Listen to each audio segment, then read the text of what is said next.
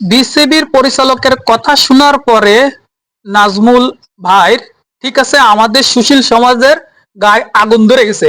Hello বিয়স, আসসালামু আলাইকুম।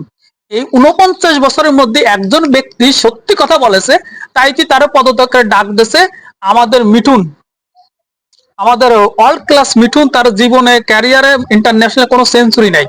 হাইস্ট রান ৭৩ রান ওডিআইতে, ঠিক আছে। 4টে 50 আছে ওডিআইতে, টেস্টে 50 নাই।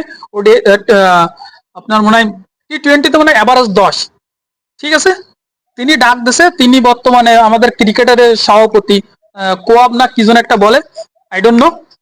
তো মূলত কথা হচ্ছে কি, যে একজন ব্যক্তি সত্য কথা মুখ দিয়ে বড় হয়েছে, এই কথাটা আমরা প্রতি বছরই কই, যে এই আমাদের যে ক্রিকেটাররা প্রতিবার তারা ওয়ার্ল্ড কাপ খেলতে যায়, খেলার পরে আমাদের পারফরমেন্স মনে করেন এই 25 বছরে জিরো এসছে। আমাদের মেয়েরা অনেক ভালো, মেয়েরা এশিয়া কাপ চ্যাম্পিয়ন, আমাদের ছেলেরা জীবন এশিয়া কাপ চ্যাম্পিয়ন হতে পারেনি।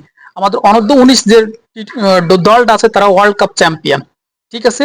আর এদের আমরা মাসে 8, 10, 12, 12 তো বেশি গেছে, 7-6 লাখ টাকা করে বেতন নেয়, তাদের কোনো সময় কৈফাত নাই, ঠিক আছে। যদি একজন পরিচালক যখন সে কৈফাত চাচ্ছে, তারা সাংবাদিক জিজ্ঞেস করতে যে ক্রিকেটাররা যদি ওয়ার্ল্ড কাপ খেলতে না যায়, তাদের কি ক্ষতিপূরণ দিবেন?